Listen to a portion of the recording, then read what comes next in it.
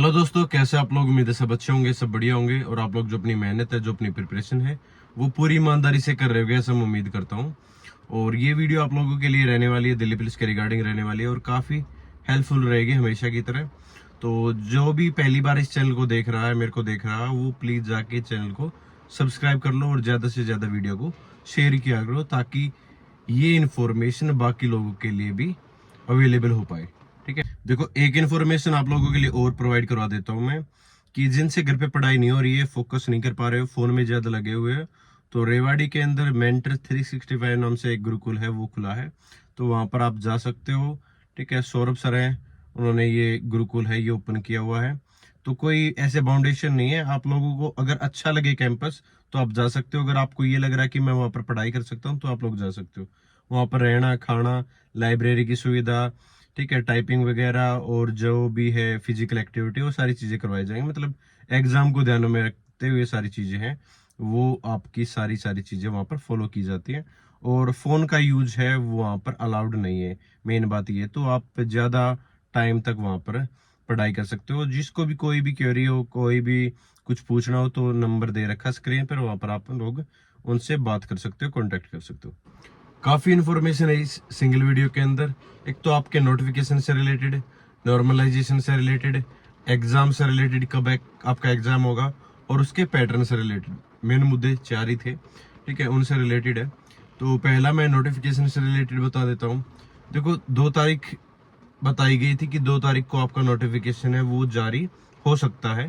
ठीक है, तो उम्मीद कर रहे हैं कि आज शाम तक आपका नोटिफिकेशन है वो जारी हो जाए। अगर आज नोटिफिकेशन जारी नहीं होता तो 5-7 दिन में या 10 तारीख के आसपास आपका नोटिफिकेशन है वो 100% जारी हो जाएगा। आपको पता चल जाएगा कि नोटिफिकेशन के अंदर क्या क्या चीजें हैं, आपकी वैकेंसी है वो कितनी है, एज है वो कब से काउंट होगी। ठीक है, देखो जैसे एसएससी का पैटर्न चला हुआ आ रहा है ना, तो उस हिसाब से तो ये मान के चल सकते हैं कि 1 जुलाई से आपकी एज है वो काउंट होगी। तो आप अपने हिसाब से एलिजिबल हो या नहीं हो वो चेक कर सकते हो 1 जुलाई से। ठीक है, बाकी उम्मीद ये है कि नोटिफिकेशन आपका जारी हो जाएगा और उसमें सारी चीजें क्लियर हो जाएंगी, कितनी वैकेंसी, एज कब से काउंट होगी, ठीक है, और किन किन को छूट दी जाएगी। वैसे मोस्टली जो स्पोर्ट्स पर्सन है या जिनके पेरेंट्स हैं वो दिल्ली पुलिस के अंदर हैं उनको, ठीक है, और ओबीसी, एससी, ठीक है, इनको, एसटी, इनको छूट दी जाती है एज के अंदर। ठीक है, बाकी एक दो और कैटेगरीज है, तो वो आप पिछला जो नोटिफिकेशन है दिल्ली पुलिस का, ठीक है, वो देख सकते हो, क्योंकि ज्यादा चीजें चेंज नहीं होती, सिमिलर सा ही पैटर्न रहता है।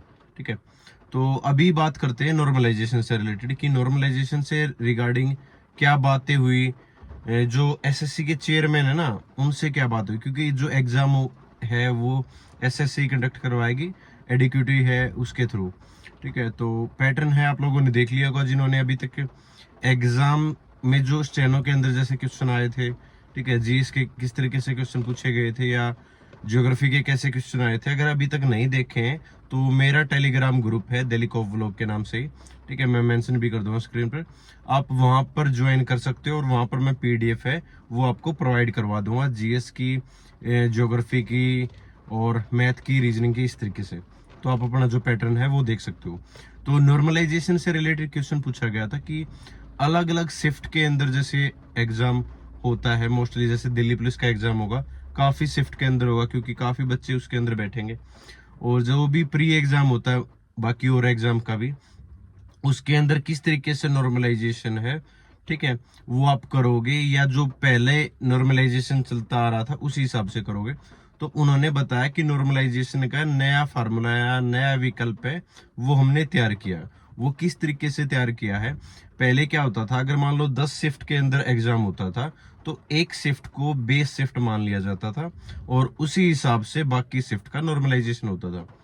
अब जो एसएससी के चेयरमैन है गोपाल कृष्ण, उन्होंने ये क्लियर किया है कि अब जो नॉर्मलाइजेशन होगा वो शिफ्ट वाइज होगा, उसी की शिफ्ट के अंदर नॉर्मलाइजेशन है वो किया जाएगा। मतलब अगर पहली शिफ्ट के अंदर ईजी है तो ईजी के हिसाब से बच्चे हैं वो उठाए जाएंगे।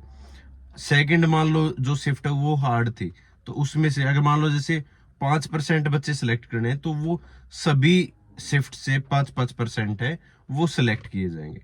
तो इस हिसाब से नॉर्मलाइजेशन है वो किया जाएगा। बाकी उन्होंने ये बोला है कि हम उम्मीद करेंगे या ऐसा सुधार लेके आएंगे कि आगे अगर शिफ्ट मतलब अगर बच्चे कम हैं, जो कि आपका मेन एग्जाम है उसमें ही पॉसिबल हो सकता है कि एक ही शिफ्ट के अंदर एग्जाम है वो कंडक्ट करवा लिया जाए। बात इसमें दिल्ली पुलिस की चल रही थी, क्या सर दिल्ली पुलिस के अंदर भी ऐसा पॉसिबल है कि एक ही शिफ्ट के अंदर एग्जाम होगा? देखो दिल्ली पुलिस के अंदर कैंडिडेट है वो काफी ज्यादा हो जाते हैं, लगभग पिछली बार शायद 37 लाख 35 लाख के आसपास बच्चों ने फॉर्म अप्लाई किया था। ठीक है, तो इस तरीके से जो बच्चे फॉर्म अप्लाई करते हैं ना दिल्ली पुलिस के अंदर, वो काफी ज्यादा होते हैं। तो पॉसिबिलिटी ना के बराबर ही है कि एक ही शिफ्ट के अंदर, क्योंकि इतने सेंटर ही नहीं है एडीक्यूटी के पास, और वैसे भी उनकी जो सेंटर की हालात है वो काफी खराब है। तो दिल्ली पुलिस के केस में तो पॉसिबिलिटी नहीं होगी, मान लो सीजीएल में हो सकती है। ठीक है, वो भी मेन में। ठीक है, जो सीपीओ का मेन एग्जाम होगा उसमें तो वैसे ही होता। तो जो मेन एग्जाम होगा जहां पर कैंडिडेट कम होंगे, ठीक है, तो वहां पर पॉसिबिलिटी है कि आपका एग्जाम है वो एक ही शिफ्ट में करवाया जाए।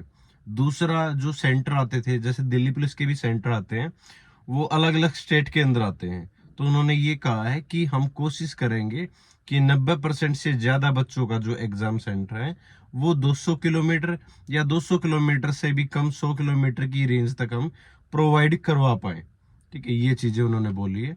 एक तो नॉर्मलाइजेशन का, जो कि दिल्ली पुलिस के अंदर अप्लाई होगा, कि शिफ्ट वाइज आपका नॉर्मलाइजेशन होगा, कि जो इजी वाली शिफ्ट है उसी के हिसाब से, हार्ड वाली शिफ्ट है उसी के हिसाब से। तो ये काफी अच्छा स्टेप मान सकता हूँ।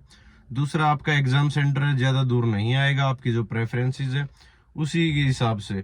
ठीक है, और जब भी आप अप्लाई करो, जो भी सेंटर अप्लाई करो, फॉर्म अप्लाई करते टाइम, तो सेंटर आपको एग्जाम सेंटर इस तरीके से ही भरना है। ये नहीं कि हमने सर घुमाएंगे वहां पर, इस तरीके से नहीं। एग्जाम के पॉइंट ऑफ व्यू को देखते ही जो सेंटर है वो आप लोगों ने चूज करने हैं। ठीक है, तो इस हिसाब से मत देखना कि सर उत्तराखंड का भर देता हूँ, वहां का भर देता हूँ, नहीं। आपका जो, क्योंकि माइंड रिलैक्स नहीं रह पाता जब हम ट्रैवल करते हैं।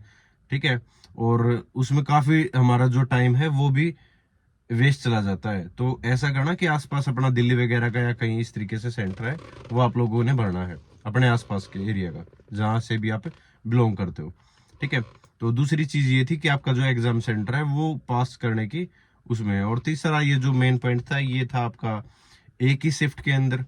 ठीक है, और एक और चीज, इंपॉर्टेंट चीज उन्होंने बोली है कि जो पैटर्न है, ठीक है, वो आपका अलग तरीके से आपको दिखाई देगा जो भी आगे आगामी जितने भी एग्जाम होंगे उनके अंदर। तो पीछे वाला जो पैटर्न है उस हिसाब से आप लोग तैयारी कर रहे थे, अच्छी बात है। लेकिन अब थोड़ा सा अलग पैटर्न से, जैसे स्टेनो के अंदर क्वेश्चन पूछे गए थे, फेज 13 का एग्जाम था उसके अंदर क्वेश्चन पूछे गए थे, तो उस हिसाब से आप लोगों को प्रिपरेशन है वो कर लेनी चाहिए। आपका एग्जाम देखो, मैं अगर कोई डेट है वो फिक्स कर देता हूँ तो फिर आप ये बोलोगे सर आप पहले दिसंबर कह रहे थे फिर जनवरी कह रहे थे। मेरा कहने का मकसद ये रहता है, अगर मान लो मैं ना फरवरी बोल दूं आप लोगों को कि फरवरी में आपका एग्जाम होगा, तो आप क्या हो जाओगे, रिलैक्स हो जाओगे, आप पढ़ाई वगैरह नहीं कर पाओगे कि अभी तो टाइम है, सर ने बताया कि फरवरी में एग्जाम होगा। और अगर मैं ये बोल दूं कि नवंबर में एग्जाम होगा, फिर आप जो आपका टाइमिंग है ना पढ़ने का वो आप बढ़ा दोगे, कि मान लो अगर 2 घंटे 4 घंटे पढ़ रहे थे ना, आप 7-8 घंटे कर दोगे। तो मेरा बताने का फायदा, अगर मैं कम बताऊंगा तभी है ना आप लोगों का फायदा। तो अनुमान ये है कि जनवरी तक आपका एग्जाम होगा। वैसे अपनी प्रिपरेशन है वो नवंबर दिसंबर के हिसाब से करके चलो, क्योंकि अगर मैंने टाइम जनवरी बोल दिया ना तो आप रिलैक्स हो जाओगे कि सर अभी तो जनवरी काफी दूर है, अभी आराम से कर ले। तो मैं नहीं चाहता आप लोग रिलैक्स हो जाओ। तो मेरा जो मैं चीजें बताता हूं वो ये सोच के बताता हूं कि आपके ऊपर कितना इम्पैक्ट डालेंगे वो चीजें। ठीक है ना, कि मेरी वजह से आपको नुकसान नहीं होना चाहिए। अगर मैं उन चीजों को गलत भी प्रूव हो जाता हूँ ना, तो मेरे को ये खुशी होती है कि आप लोगों ने मेहनत तो की एटलीस्ट। अगर मैं यही बता दूं कि नवंबर के अंदर एग्जाम होगा, तो आप प्रिपरेशन तो करोगे एटलीस्ट। ठीक है, तो उस चीज के चक्करों में मत पड़ो। बाकी जैसे गांधी युग है उससे काफी ज्यादा क्वेश्चन पूछे जाते हैं, आप लोगों को पता है। आर्ट एंड कल्चर है, इससे ज्यादा क्वेश्चन पूछे जाते हैं। तो सेपरेट वीडियो देखा करो, ये नहीं कि मैंने किसी टीचर ने पढ़ा दिया सर 4 लाइन पढ़ा दी वो काफी है, अलग से पढ़ लो। जो आप वीडियोस देखते हो, जैसे जीएस की कोई पर्टिकुलर वीडियो देखते हो, तो ये ध्यान में रख के मत देखा करो कि मैं सिर्फ दिल्ली पुलिस की तैयारी कर रहा हूँ। आप मतलब कोई सीपीओ के क्वेश्चन है वो अटेम्प्ट कर सकते हो, सीजीएल के क्वेश्चन है वो अटेम्प्ट कर सकते हो, और जैसे स्टेनो के अंदर क्वेश्चन पूछे गए तो वो अटेम्प्ट कर सकते हो। ठीक है ना, ये थोड़ी है कि वो क्वेश्चन पर्टिकुलर दिल्ली पुलिस के लिए बना और दिल्ली पुलिस के एग्जाम के अंदर ही है, ऐसा नहीं होता। ठीक है ना, तो आप उसी हिसाब से अलग अलग, जैसे मैंने बताया कि स्पोर्ट्स से रिलेटेड अलग से काफी सेपरेट वीडियोस आपको देखने को मिल जाएंगे, स्पोर्ट्स से रिलेटेड अलग से वीडियो देखो, उनके नोट्स बनाओ। इस तरीके से आप टॉपिक कलेक्ट करोगे ना जीएस के अंदर, वो आपको जरूर बेनिफिट देके जाएगी, रेदर देन आप एक बुक फॉलो कर रहे हो और उस बुक के कुछ कंटेंट है वो आप लोगों ने पढ़ लिया और फिर एग्जाम के अंदर देखोगे उसमें से क्वेश्चन नहीं आए। ठीक है, ऐसा होगा कि उसमें से टॉपिक आपका आ गया एग्जाम के अंदर, लेकिन जो क्वेश्चन दे रखे हैं बुक के अंदर या फिर जो टीचर ने पढ़ा रखा उसमें से क्वेश्चन नहीं आए। तो आप इस तरीके से जो इंपॉर्टेंट टॉपिक्स हैं ज्यादातर, ठीक है, मैं उनकी सेपरेट वीडियोस भी बना दूंगा, तो आप उस हिसाब से आप जो प्रिपरेशन है वो तैयारी करो, थोड़ा सा स्मार्टली वर्क करो, तब जाके आपका सिलेक्शन होगा। ठीक है, ये जो गधों वाली भीड़ है ना, उसमें आप ऐसे ही लाइन में लगे रहोगे 2 नंबर से 4 नंबर से, इस तरीके से रह जाओगे। तो थोड़ा सा स्मार्ट वर्क करने की कोशिश किया करो और थोड़ा सा अपने से अप लेवल का तैयारी करोगे ना, अप लेवल की, तब जाके आपका कांस्टेबल का आसानी से निकल जाएगा। ठीक है, तो थैंक यू सो मच, जय हिंद, सभी को नमस्कार।